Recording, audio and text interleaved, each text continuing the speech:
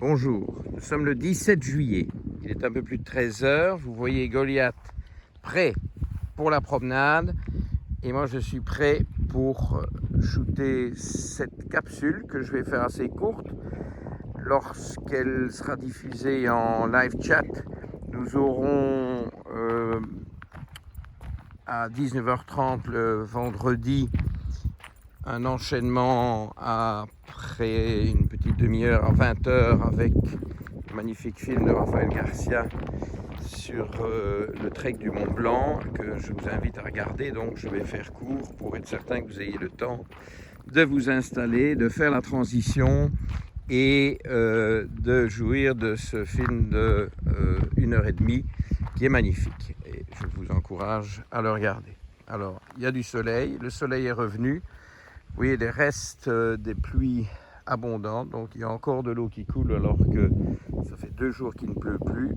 Tout est quand même très abîmé par ici et j'espère que le chemin dans lequel on s'embarque sera en meilleur état que celui qui se trouve en dessous de chez moi, qui a été quasiment emporté par les flots alors que nous sommes quasiment au sommet de la colline. Allez Goliath, on y va. Alors, le sujet du jour est le suivant, thyroïdite auto-immune. Je pense que je vais mettre ça au pluriel et je vais vous parler de différents aspects, différents conseils au sujet de l'identification d'abord et puis de la prise en charge de ces thyroïdites auto-immunes. Donc, vous voyez qu'on commence, comme promis, la saga thyroïde. Je ne sais pas si je vais m'y tenir nécessairement toutes les semaines, nous verrons, on intercalera peut-être des sujets d'actualité, mais en réalité aujourd'hui c'est aussi un sujet d'actualité parce que comme ce fut le cas lors des précédentes vidéos, eh bien j'ai eu une consultation inspirante pas plus tard que hier matin avec notamment le cas d'une patiente qui souffre d'une forte thyroïdite auto-immune, des anticorps anti-TPO très élevés. Et bon, ça fait un bon bout de temps qu'on travaille là-dessus. On va remonter, disons, à 2 ans en arrière, où ces anticorps étaient même indéterminés parce qu'au-dessus de la norme supérieure, de la référence supérieure du laboratoire, donc au-dessus de 1300, on arrête de donner un chiffre précis parce que ça devient peu fiable et donc voilà, on est au-delà de 1300. Et c'est une patiente chez qui il y avait déjà une suppression du gluten de longue date. Donc, bon, nous n'avions pas à notre disposition la possibilité d'enlever le gluten pour faire descendre les anticorps antithyroïdiens. Et ce que j'ai introduit, bon, progressivement, ça n'a pas été tout à fait évident au début. Il y avait un peu de réticence parce que c'est vrai que sans gluten, c'est déjà un peu compliqué. Mais j'ai ajouté du sang. Vous voyez, ici, il y a quand même eu... Tout a été... Normalement, tout ceci, ce sont des gravillons, je pense. Et tout ça a été emporté. Enfin, on se débrouille. J'espère que je ne vais pas glisser sur les bas-côtés. On avance. Et donc, il a fallu un peu de temps pour complètement mettre en place, mais bon, là maintenant, on y est bien depuis certainement 1 an, c'est de supprimer, en plus du gluten, les autres céréales. Okay, donc, gluten, c'est blé, orge, seigle, épeautre, petit épeautre. Oh, ça m'énerve toujours, les gens me disent « Ah oui, non, docteur Mouton, non, l'épeautre, c'est horrible, mais le petit épeautre, ça, c'est extraordinaire, c'est sans gluten. » Bon, c'est un gros mensonge.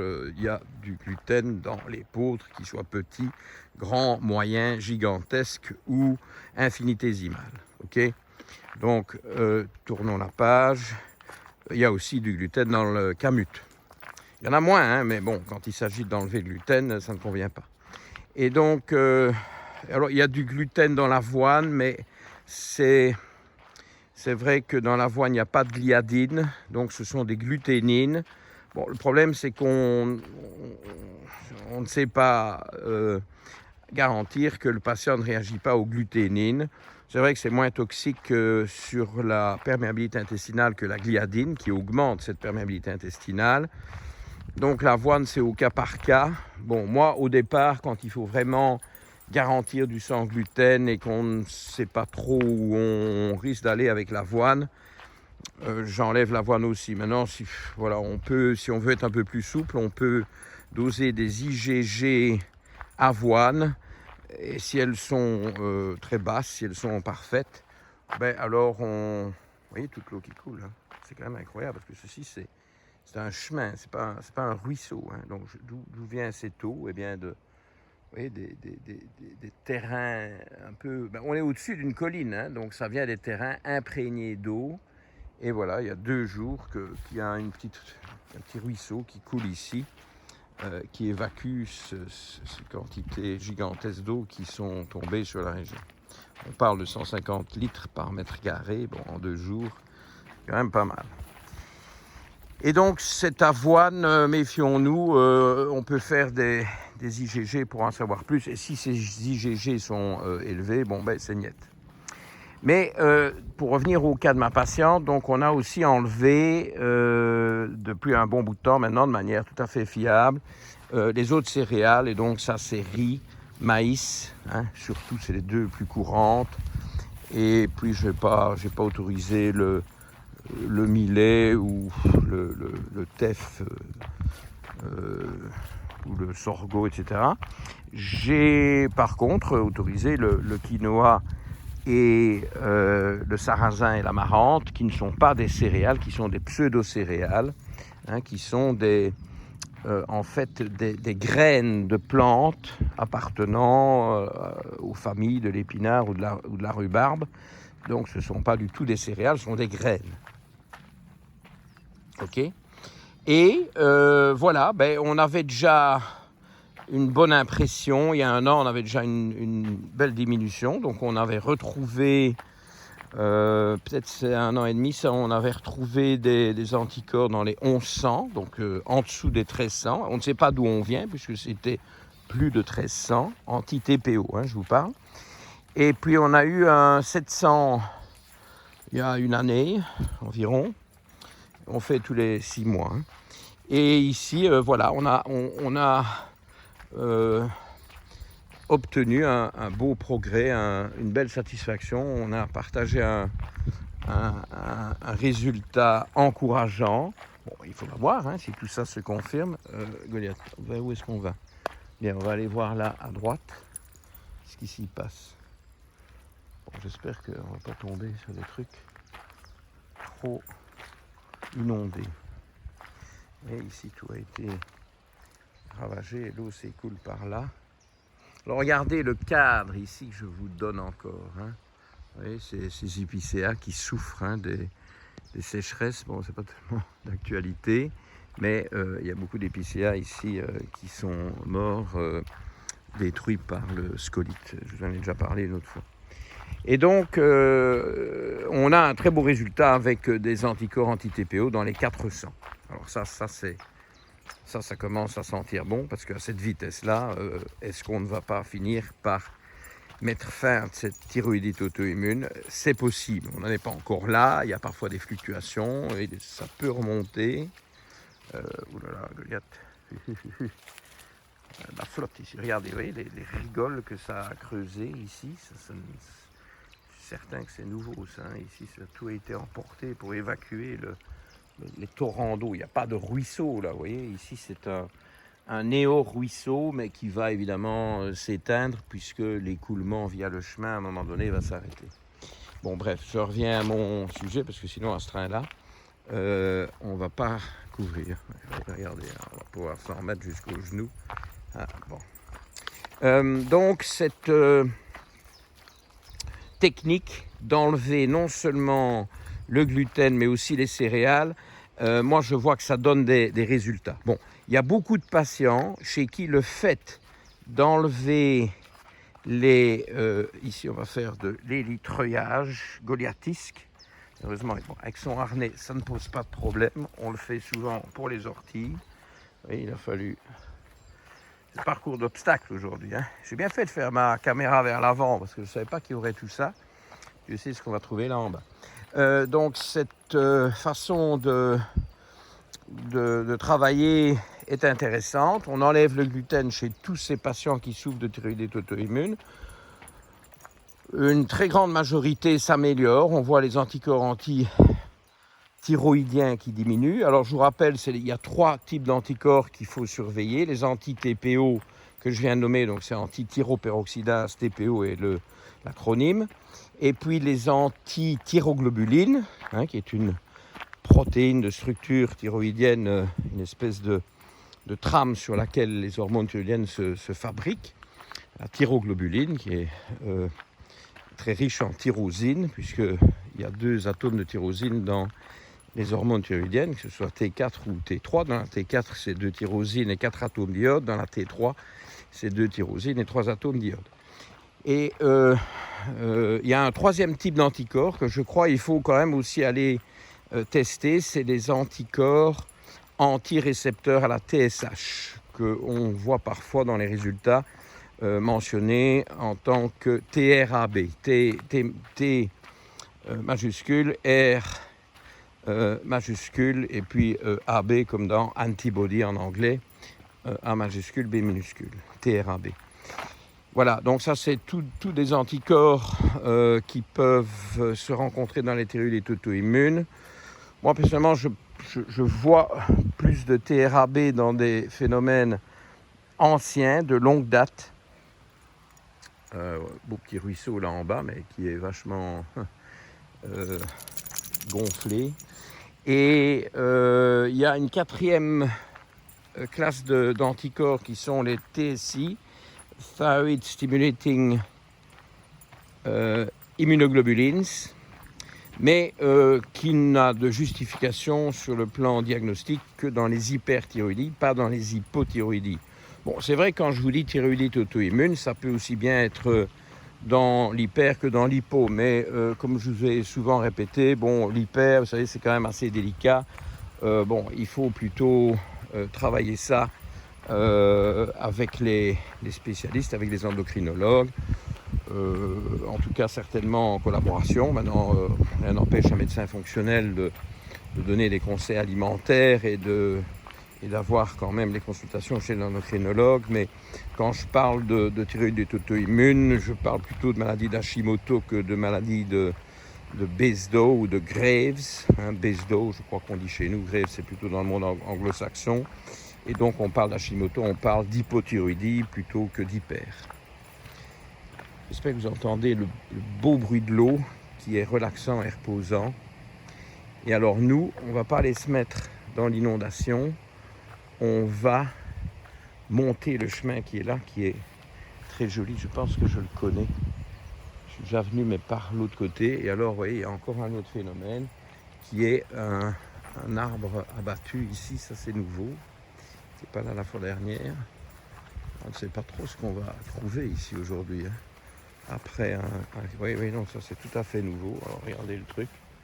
Ça, il y a certainement eu un écoulement d'eau et oui, c'est tout explosé. Maintenant, peut-être que le déchiquetage qu'on voit là, ce sont les pics noirs. Les pics noirs adorent ce genre de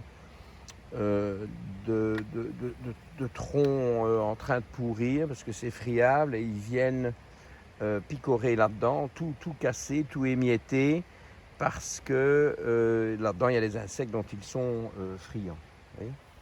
Et donc ça c'est tout récent. De toute façon, ces chemins sont entretenus et donc à un moment donné, ici, ça va être dégagé. Voilà, oui, c'est la nature et c'est la science, la médecine. Et donc les TSI n'ont pas de justification chez les hypothyroïdes.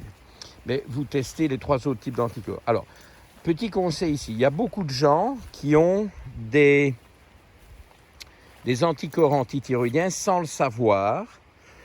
Et c'est quand même intéressant, une fois, voilà, par principe, de s'assurer qu'un patient lambda n'a pas ce problème.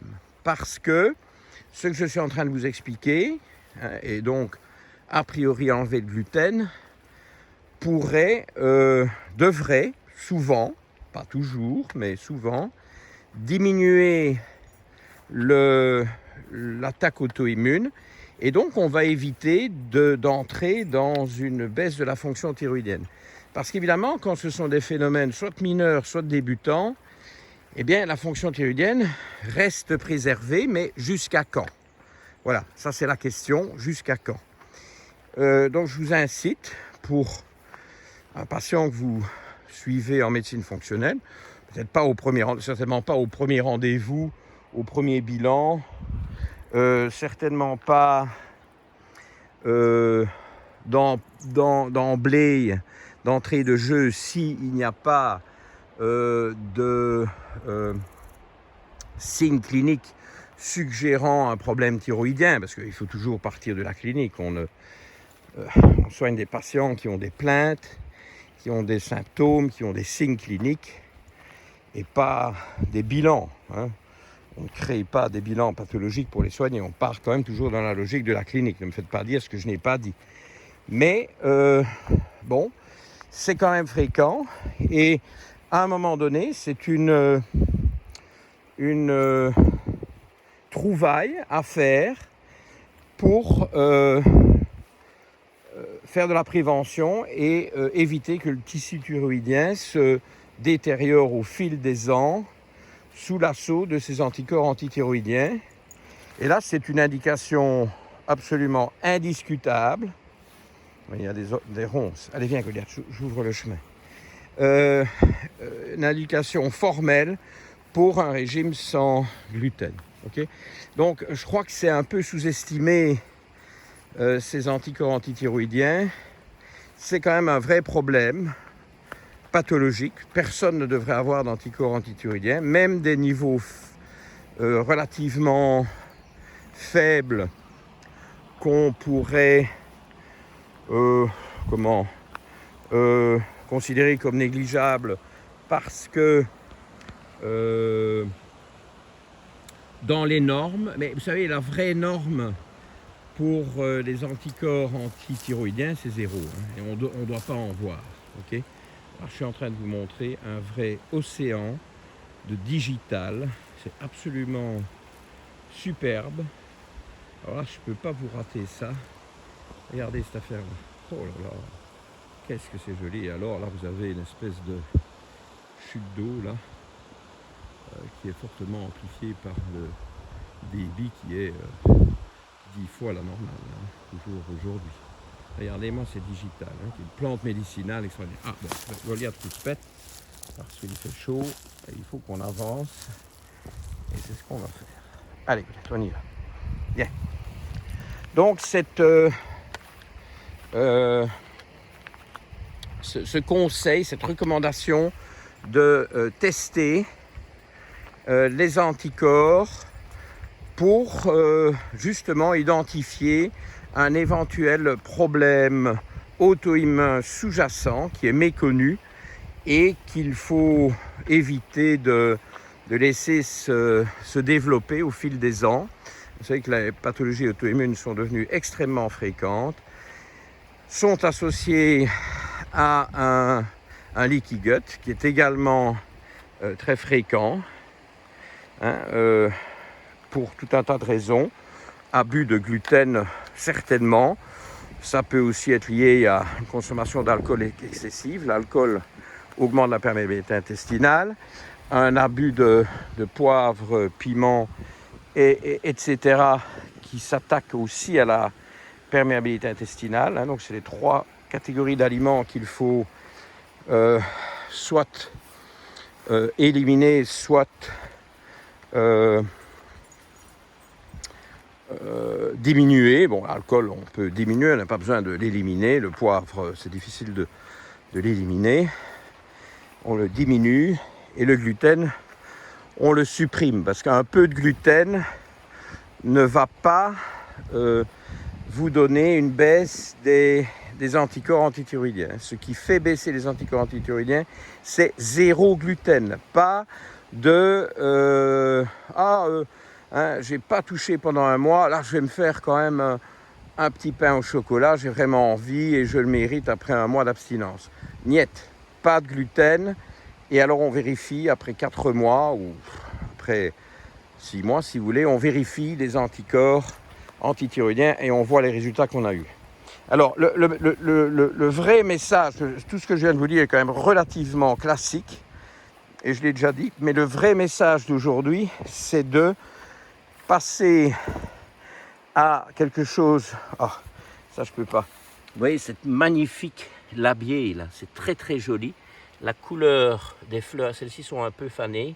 Et les feuilles, je trouve moi les feuilles superbes, c'est de la bétoine. C'est pas du tout courant, c'est très très joli. Ah, moi, chaque fois que je vois de la bétoine, il faut que je la photographie. Bon, enfin, ici, je l'ai filmé. Donc ça, retenez bien. Si vous trouvez ça, eh bien, vous voyez, c'est hirsute, hein, les tiges sont poilues, les feuilles un petit peu moins. Et malheureusement, ah ben voilà, regardez ça. Ouh là là, que c'est joli. Ah, ça, j'adore.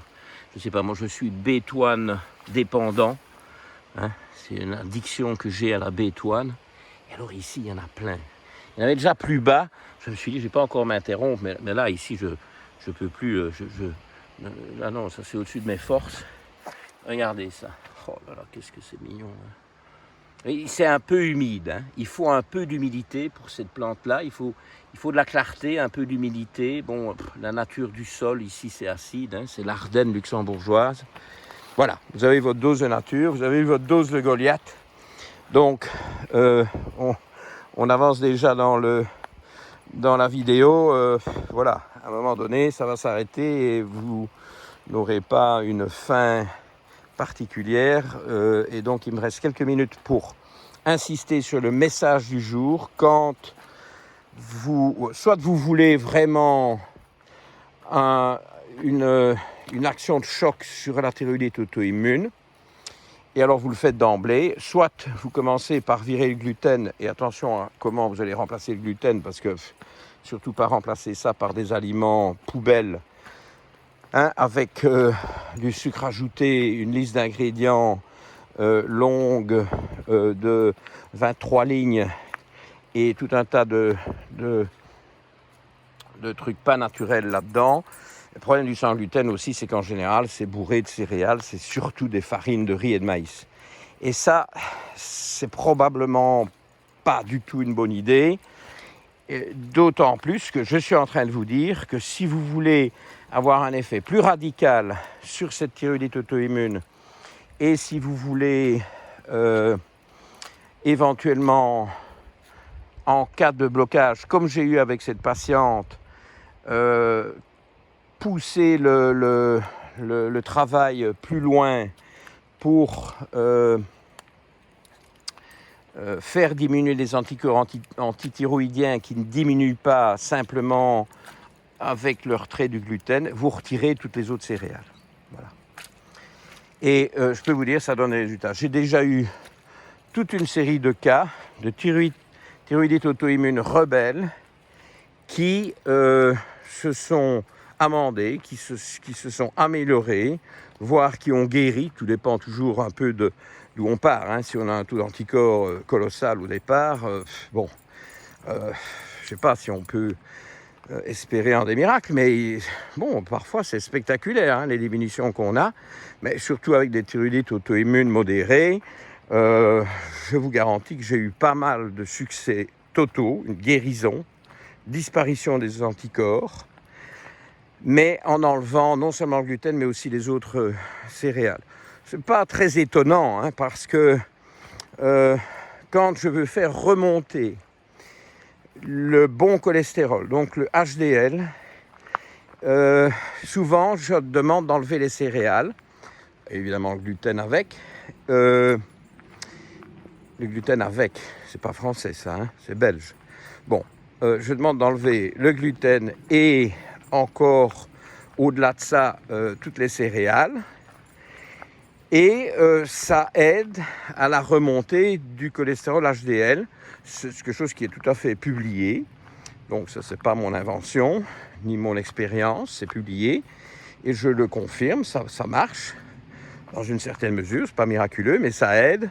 Et ça, c'est parce que les entérocytes, donc les cellules de la paroi intestinale, sécrètent une apolipoprotéine, donc c'est une protéine qu'on appelle A1, qui est centrale à la constitution du bon cholestérol. Voilà. Donc, dans le bon cholestérol, il y a de l'apolipoprotéine A1. Et si vous soulagez l'inflammation intestinale, si vous réduisez l'agression de la muqueuse intestinale qu'exercent les céréales, eh bien, il y a des chances que vous contribuiez à améliorer votre HDL cholestérol, ce qui est toujours très désirable. Bon, maintenant, les poissons gras sont conseillés aussi. Le fructose est déconseillé, l'alcool est déconseillé. Bon, il y a d'autres choses à faire pour remonter l'HDL. Et je vous rappelle, il n'y a pas de médicaments, il n'y a pas de molécules naturelles connues qui soient vraiment efficaces là-dessus. Pour moi, certaines suggestions, mais ce n'est pas vraiment pertinent. Okay, donc, voilà, céréales. C'est pas très bon pour la muqueuse intestinale. Moi, je suis pas un partisan des céréales. Je ne crois pas en les vertus du néolithique. Je pense qu'au paléolithique, les humains étaient en meilleure santé. Je pense, en meilleure santé fondamentale. Maintenant, ils avaient des accidents, des maladies, des infections, des meurtres, des guerres. Bon, c'était pas évident. Mais je pense qu'ils étaient plus grands, plus sains. Et que ces céréales, c'est pas mon truc. Je suis un peu plus permissif pour les ApoE4, beaucoup moins pour les ApoE3, pas du tout pour les ApoE2, mais même chez les ApoE4, tout ce que je viens de vous dire ici n'est pas nécessairement lié au génotype ApoE. Donc voilà, je crois que ce sont des choses générales que je viens de vous donner. Et bien entendu, nous n'avons fait ici que entrer, mettre un petit pied dans l'entrebâillement de la porte qui conduit à l'étude de la fonction thyroïdienne. Mais je trouvais que c'était intéressant de démarrer en associant diète et thyroïdite auto-immune pour raccrocher ceci à tout ce qui a été dit dans les capsules précédentes. Et bien voilà, Goliath vous salue. Le temps est vraiment écoulé. Je ne peux pas déborder ni tricher, parce qu'il y a ce beau film qui va s'enchaîner tout de suite après mon live chat. Voilà, je vous laisse. À la prochaine. Merci de votre fidélité. Mettez des pouces bleus si vous y pensez. Et au revoir.